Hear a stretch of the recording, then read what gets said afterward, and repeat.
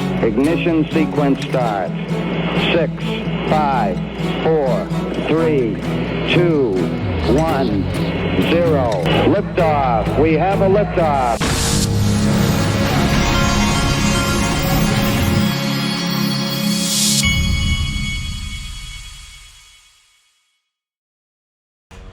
Hey everybody, this is the Digital Asset Investor. I'm going to start here. This is the CEO of Uphold, Simon McLaughlin, and he's talking about banks approaching them now that regulatory clarity is getting better and all this. This is a big deal, folks.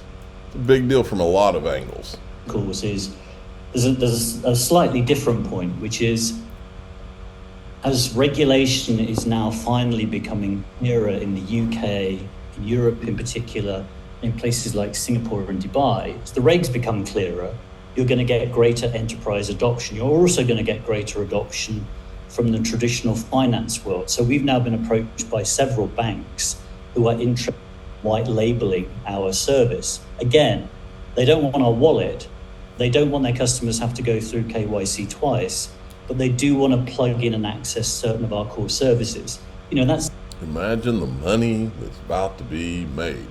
And by the way, I'm an Uphold private equity shareholder, and I just checked. It is on Link2. For those of you that don't know, I've always thought Uphold would be a great buyout target, or I guess they could go public. But anyway, I own their shares for that reason. Link2 is my sponsor.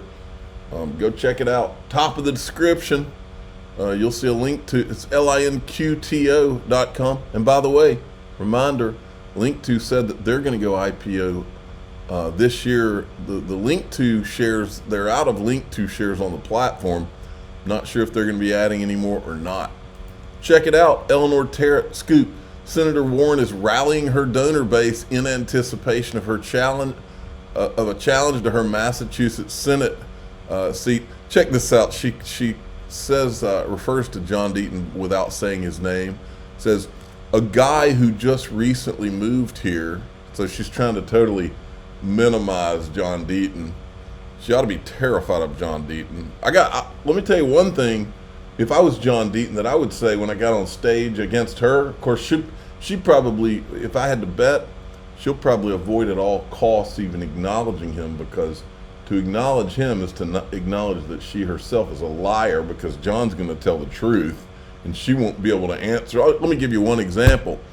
If I'm John Deaton, I'm on stage and I'm saying, Senator Warren, all you talk about is how you're into all these women's rights, but you won't even acknowledge the Epstein victims at all. If you care so much about women's rights, if there's any women on the planet that need to have their rights protected, it's Jeffrey Epstein's victims, and she won't even talk about it, which tells you what a piece of crap she is, and how everything she does is driven by politics. She doesn't give a rat's behind about women. If she did, she'd have those women on stage with her, talking about them and talking about what she's doing to help them, but no. You know why? Because they're all in bed with all the bad guys in one way or another. Speaking of bad guys, there's Sam Bankman-Fried, the guy who was actively having meetings with Gary Gensler. And we don't get to find out what the meetings were about. What they were talking about is being hidden to this day. And he's the one in jail. He was meeting with the White House, with Congress, with I think he was meeting with the CFTC, the SEC, and this guy's standing in jail. Probably not for long. I'm sure they have a plan to get him out of there. They probably cut a deal with him. Hey, look, you don't say too much and we'll get you out of here in a pretty quick amount of time. I found some great clips, folks. The first couple here is Brooks Entwistle, Senior VP at Ripple of Global Customer Success. Listen to this, folks. Ripple is not an ordinary company. Whether or not you're on the services side, the plumbing side, approach it, that want to have some elements of this potential big market for central bank digital currencies. I'll let Brian talk to the U.S. element of this, but what I will say, an observation that we have And like many others, we have a business that is in almost a consulting business to governments that are trying to take some early steps in this. And I'm looking at my daughter who's in the front row, who's a big mountain girl as well, loves Bhutan, has spent time there. Our first MOU with a country that actually was interested in this was Bhutan. Because number one, the king could mandate that the central bank should look at a central bank digital currency. Two, every one of their transactions in their financial system runs via India, like their trade routes, given where they are on the subcontinent. And three, it's a young population that's reasonably digital savvy, and they can do some interesting things. And so as we kind of go around the world and have these conversations, which are happening weekly, if not daily now, with interested central banks, it's not always the banks that are on the big banks around the world, central banks that are much further down the road. All right. And then here's another clip where he talks about SWIFT. I think this banking point is really interesting because one of the things, and I'm sure Brian's noticed from his time from being the regulator to now, we've noticed this even in the last year. A lot of the banks, basically all the banks that you would go to 5 years ago with a solution that said, hey, you know what, that SWIFT thing, why don't you put that to the side and we can give you a replacement network to send money overseas between banks. No one wanted to even have you in the room. But these banks are all moving very quickly with their own, desks being set up. Their high net worth clients are asking for it now. And so they will evolve in the same way that others will have to come along. And if they don't, and if they're sitting still and not asking questions or haven't identified a smart young person to be driving this for them right now, that's a bad place to be. Okay. Then I found these from James Wallace. He's one of the Ripple VPs and goes around the world to talk about central bank digital currencies that these different countries are building. Now, he's sitting down, this guy, they're in Georgia, not Georgia in the United States, not the state, the country Georgia. Apparently Ripple's been doing a pilot with the country of Georgia. And here, listen to what he says.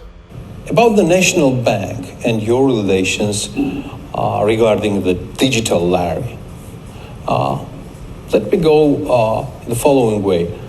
What do you think? Why Ripple was chosen from the national bank as a partner in this quite ambitious project?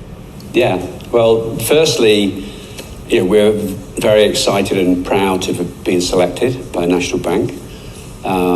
It was quite a long process. I think we started talking to the team over 2 years ago. So there's been quite a long and thoughtful process. We took the time to really understand what the objectives were of this Digital Lari project. And it's a pilot, so it's Absolutely. I would call it an advanced experiment on the way towards some real system. So, we took some time, and I think ultimately there's probably 2 or 3 reasons why. I think the reasons why we were selected. Firstly, is ultimately we're a technology provider, and we have developed technology specifically for CBDC, using technology based on blockchain. That technology has been actually used for more than 10 years, so it's sort of lower risk from that perspective because it's been used. And then also we, as a company, Ripple is about 11 years old, which is not very old compared to the country of Georgia, but for a fintech, it's fairly well established, and we've been running payment systems globally for 10 years. And then I think there was just a good alignment, culturally. We shared the objectives, and I see the specific details of this project. That we have some experience, and hopefully we can demonstrate that with them. So a long answer, but a long process to get here. But at the same time, can I consider the mentioned 2 or 3 reasons why Ripple was chosen by National Bank of Georgia as an advantages what Ripple brings to the table to the Central Bank of Georgia? Yeah, so I think the one is the technology. At the end of the day, we're the technology partner. So we have proven technology that has been used in 10 or more other countries to do similar sorts of pilots. And then again, I think it's our experience, right? The fact that we took the time to sit down with the bank, understand their objectives, And we put together a comprehensive package. So we're helping them with all aspects of the project. The technology is the center, obviously, but we're bringing our experiences to Georgia. Okay, I found several clips, folks, but I wanted to play you another one of the good ones. This one's good. This one, they talk about the XRP ledger. Listen. And you have also mentioned about the blockchain system.